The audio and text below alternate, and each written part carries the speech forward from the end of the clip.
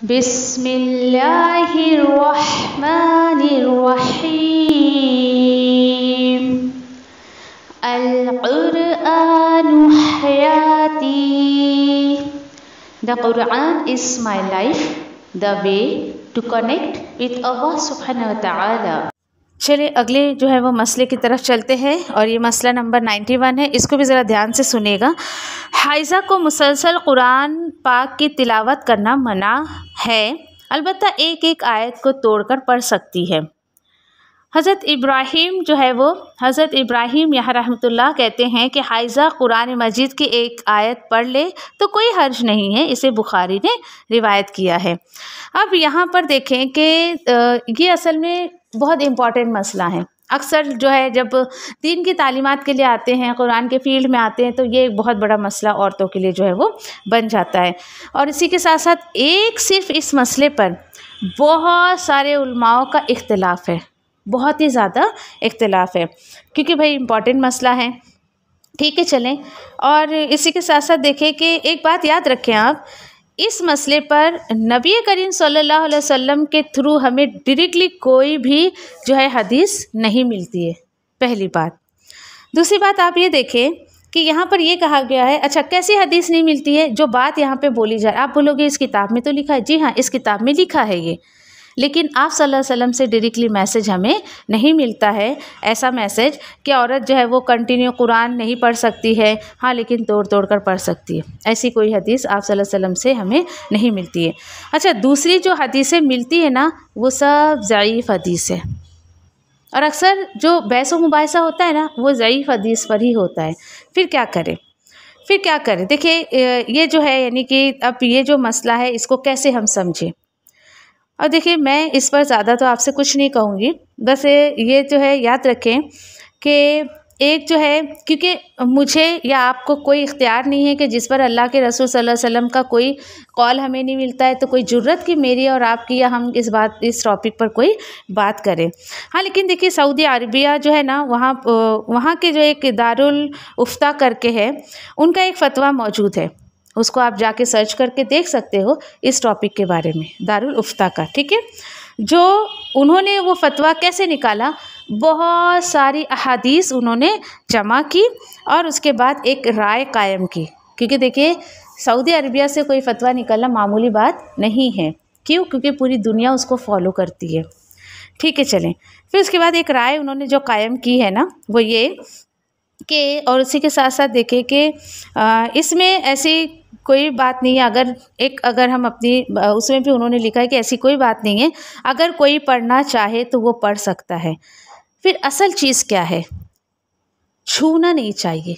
ठीक है, इस पर ध्यान दीजिए, टच नहीं करना है आपको उसको छूना नहीं है। अगर सिर्फ पढ़ना चाहें तो आपको कोई सूरतें, कोई आयतें ज़बानी याद है तो आप उसको पढ़ सकते हो, फ़र्क को समझिए। हाँ, आप छू नहीं सकते उसको, लेकिन अगर कोई हाफिज़ा है, उसको पढ़ना चाहता है तो वो सिर्फ पढ़ सकता है। और फिर उसके बाद देखिए कि उसको जो है पढ़ सकते हैं। फिर एक जो है वो एक बात याद रखें कि फिर एक सवाल उठता है कि भाई इस किताब में क्यों लिखा हुआ है? तो देखिए ये हदीस नहीं है, ये एक मसला है और ये किसी का कौल है। हम किसी के कौल को रद्द कर सकते हैं, वो हमारे ऊपर है हम उसको माने या नहीं माने, लेकिन हदीस जो होती है हम उसको रद्द नहीं कर सकते हैं।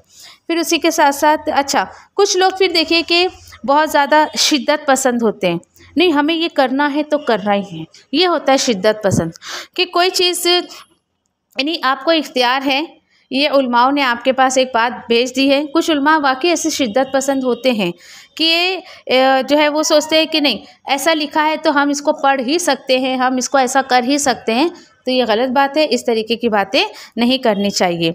और फिर उसके बाद देखिए कि सीखी बात मुझे याद आ गई, मैं आपसे कहूँ कि कुछ औरतों पर वाकई मुझे बहुत कहना चाहिए कि तरस आता है। कैसे?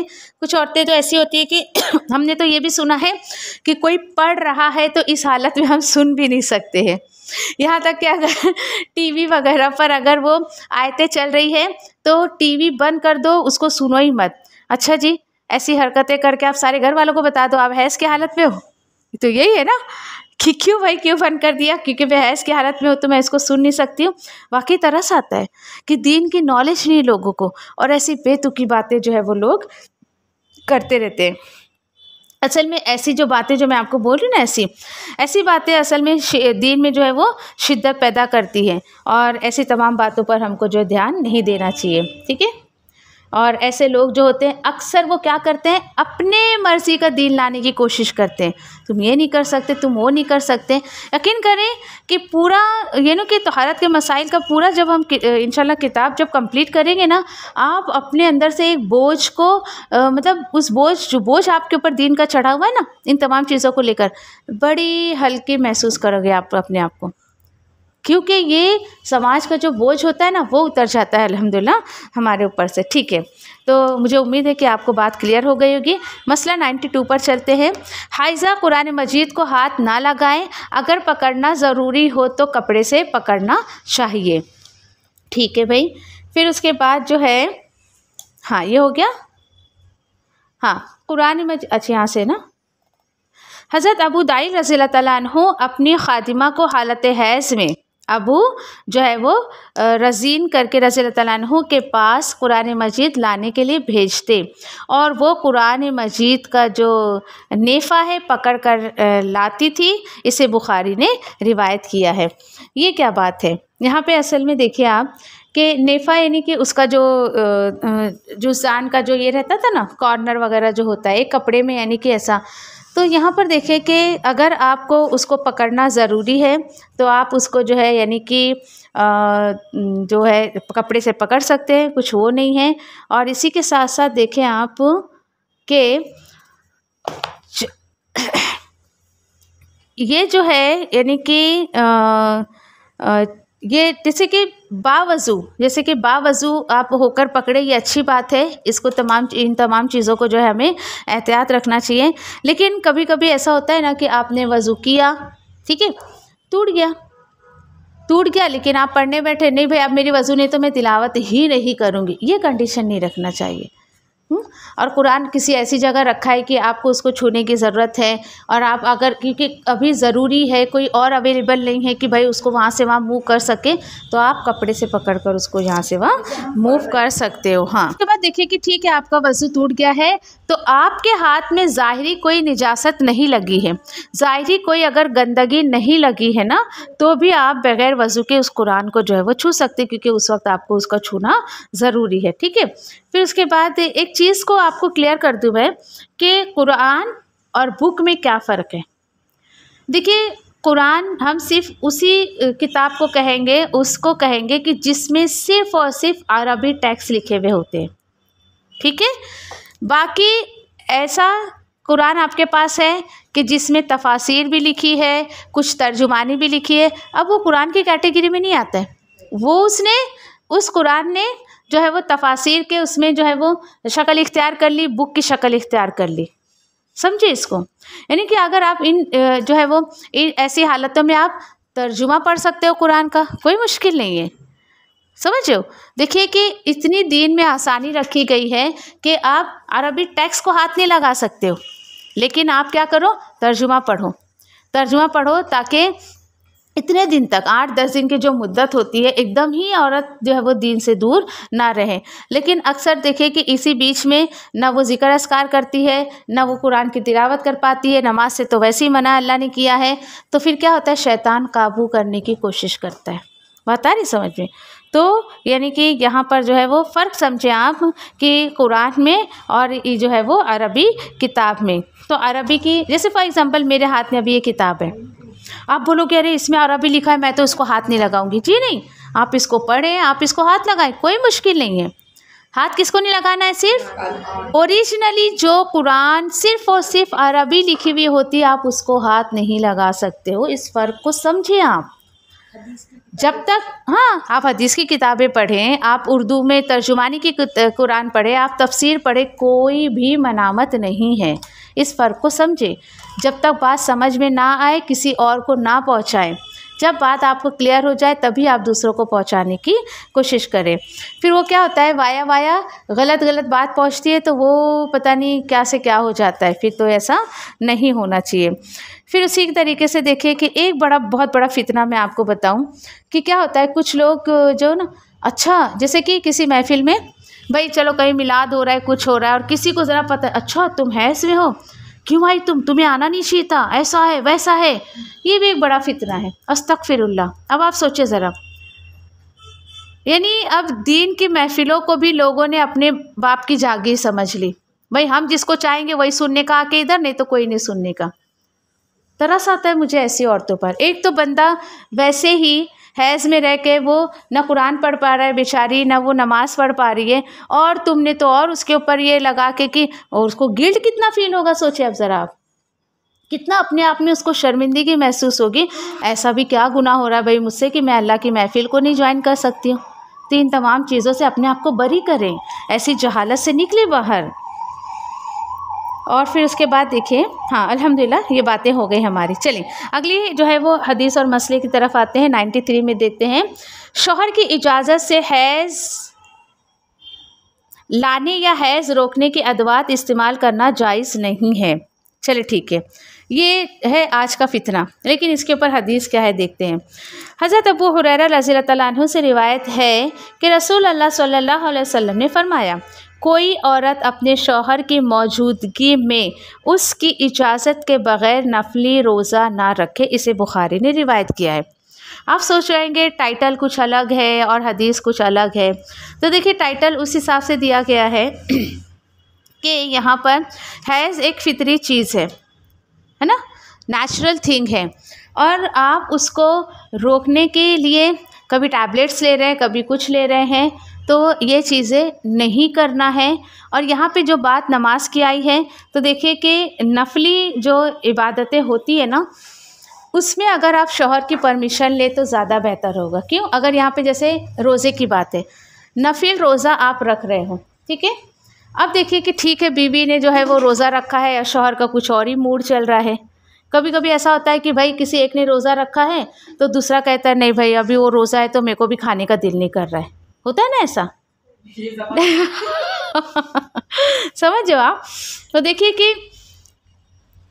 कि नफली इबादत में अगर आप है ना मशवरा करते हो अपने शौहर से, या शौहर बीवी से करे, बीवी शौहर से करे, तो ये क्या है, अच्छे ताल्लुकात की निशानी है कि मतलब अंडरस्टैंडिंग है दोनों के बीच में।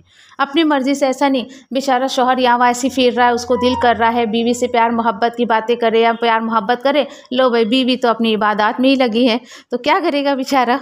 तो इसलिए यहाँ पर अल्लाह के रसूल के ज़रिए हमें पता चला कि ऐसा नहीं करना चाहिए। मुझे उम्मीद है कि आपको बात समझ आ गई होगी। ठीक है, चलिए आज के टॉपिक की आखिरी हदीस की तरफ चलते हैं, और वो है मसला नंबर 94, और कि दौरान हैज़ बीवी को तलाक देना मना है। Very important.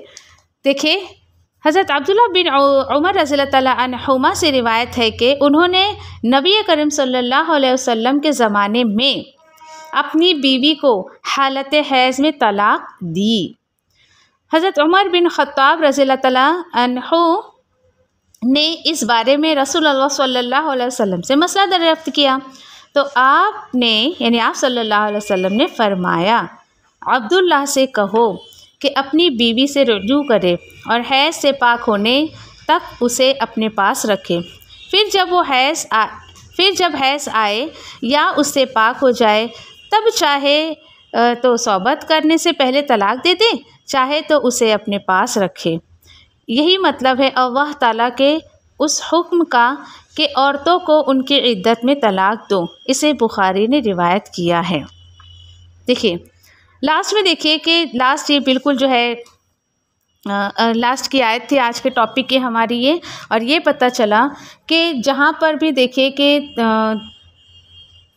इतनी सारी पाबंदियों की बात की गई है, वहाँ पर एक पाबंदी और क्या है कि ड्यूरिंग पीरियड्स आप तलाक नहीं दे सकते। यस, समझो आप, है ना। सूरह निसा में भी है, सूरह बकरा में तकरीबन और ज़्यादा इसका खुलासा किया गया है। ठीक है कि जो है वो शौहर जो है वो बीवी को तलाक नहीं दे सकता है।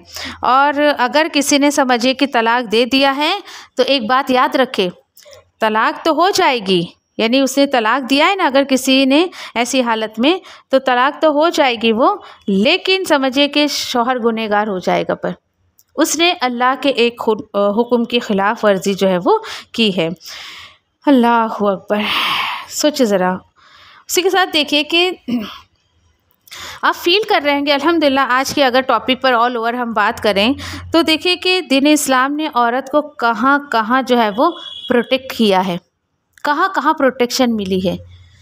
और आज कुछ जहालत से भरे लोग ये से औरतों को कि उभारते हैं, उनको अगेंस्ट में खड़ा करते दीन इस्लाम के, क्या हक दिया तुमको इस्लाम ने, क्या हक दिया। तो भाई पहले ख़ुद तो नॉलेज ले लो दीन इस्लाम ने औरतों को क्या हक दिया और क्या नहीं दिया है।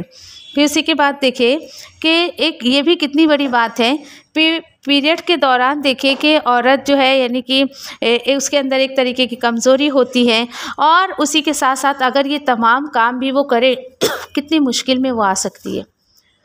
तो अल्लाह के हर हुक्म पर बंदे की भलाई ही भलाई होती है, ना कि उसके अल्लाह ताला नहीं चाहते हैं कि अपने बंदे को जो वो मुश्किल में डाले। ठीक है, तो अल्हम्दुलिल्लाह हदीस ऑल ओवर इस टॉपिक पर हमारा जो है हैज़ और नफास के मसाइल पर ऑल ओवर अल्हम्दुलिल्लाह हमारा हो गया है। और फिर उसके बाद देखिए कुछ ऐसी चीज़ें जो इसमें नहीं हैं, जैसे समझे कि कोई सवाल करते ना अगर पीरियड्स के कपड़े तो क्या हम वॉशिंग मशीन में सबके कपड़ों के साथ धो ले क्या, तो आपको क्या लगता है, पीछे हमने जो पढ़ा उससे क्या लगता है आपको? ठीक है वेरी गुड। आप उसको अलग से पाक करें, खुरचें उसको या जो भी है ना ऐसा, और उसको जो है फिर उसके बाद सब आप उतने हिस्से को पाक कर लें, पूरा कपड़ा नहीं उतने हिस्से को, और फिर बाद में आप सारे कपड़ों के साथ धोएं, कोई हर्ज नहीं है। ठीक है, फिर उसी के बाद देखें कि कुछ लोगों का ऐसा होता है ना कि जैसे कि रोज़े में है और जैसे कि अभी समझो कि पाक हो गए हैं, अच्छा मैं अभी पाक हुई हूँ तो मैं ना अभी पूरे दिन का रोज़ा रखती हूँ, मतलब आधा दिन है या जो भी है। तो देखें आप कि जब आप नापाकी की हालत में हैं और नमाज ही की ही इजाज़त नहीं है तो रोज़े की इजाज़त कहाँ से होगी? सोचने वाली बात है। सोचिए ज़रा, आज ऐसे तमाम चीज़ों को अपने ऊपर लेकर बंदा खुद अपने आप को परेशानियों में डालता है। अल्लाह ने इस चीज़ की इजाज़त नहीं दी कि तुम जो है वो पीरियड्स में रहकर रोज़ा रखो या नमाज़ पढ़ो, नहीं, बिल्कुल नहीं। इन तमाम चीज़ों को जो है वो अवॉइड करना चाहिए। और एक चीज़ अमल की मैं बात बताऊं आपको, हाँ बोलो, एक थोड़ी सी अमल की बात बताऊं मैं सेहत के एतबार से कि आपको पता है कि ड्यूरिंग पीरियड्स हमें गर्म पानी से इस्तिंजा करना चाहिए या ठंडे पानी से? क्यों गर्म पानी से क्यों इस्तिंजा करना चाहिए? Very good, yes. एक तो जम से आप जो है वो होगा, और दूसरा ये कि गर्म पानी से इस्तिंजा करने से जो है एक हाइज़ा औरत के सेहत की निशानी है, समझिए, उसकी हेल्थ ख़राब नहीं होती है। तो बी केयरफुल, अगर आप में से कोई अगर गर्म पानी यूज़ नहीं करता था तो गर्म पानी इस्तेमाल करें उस टाइम में। एक तो जम्स वगैरह भी सब ख़त्म हो गए, वहाँ इन्फेक्शन की चांसेस कम होंगे और एक अच्छी सेहत रहेगी आपकी। क्यों? क्योंकि उसमें अगर इन्फेक्शन वगैरह हो गया तो बहुत सारी बीमारियां पनपने के चांसेस रहते हैं। तो अल्हम्दुलिल्लाह ये टॉपिक हमारा यही मुकम्मल हुआ। जज़ाकुमुल्लाहु खैर कि आप लोगों ने बड़े इत्मीनान से सुना। अल्हम्दुलिल्लाह व आखिरु दावाना अल्हम्दुलिल्लाहि रब्बिल आलमीन। सुब्हान रब्बिका रब्बिल इज़्ज़ति अम्मा यसिफून व सलामुन अलल मुरसलीन वल्हम्दुलिल्लाहि रब्बिल आलमीन। रब्बना तक़ब्बल मिन्ना इन्नका अंतस समीउल अलीम व तुब अलैना इन्नका अंतत तव्वाबुर रहीम। सुब्हान रब्बिका रब्बिल इज़्ज़ति अम्मा यसिफून व सलामुन अलल मुरसलीन। आमीन या रब्बल आलमीन। अस्सलामु अलैकुम व रहमतुल्लाहि व बरकातुहू।